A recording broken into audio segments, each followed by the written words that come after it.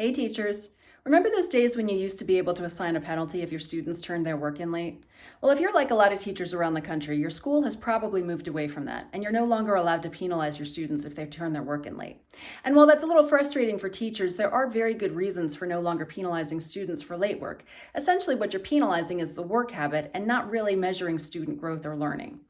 However, that doesn't make the job of being a teacher any easier, because while the students are afforded grace on their due dates, teachers often aren't, and we still have to get our work scored and graded in time for grading deadlines. So how do you manage the workload when the workload seems to be trickling in long after it was originally assigned? One of the teacher tips that I would recommend is moving away from due dates and moving towards submission windows. And so what that does is you take whatever the original due date was that you wanted. Let's say you wanted an assignment due on Friday. But instead of telling students it's due on Friday, you tell students there's a submission window that opens on Monday and closes on Friday.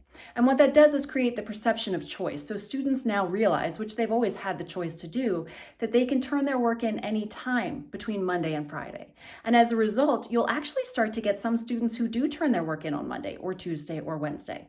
So by the time Friday rolls around, the stack of papers you have left to grade is considerably lower than it would have been if everybody waited until Friday.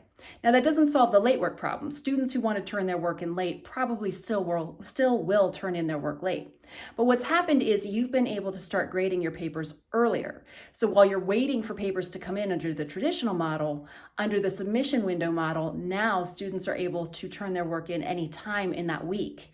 And what that allows you to do is get ahead of the grading. So when those late work papers start coming in, you're able to turn to them much quicker than if you were still digging yourself out from the papers you had originally received.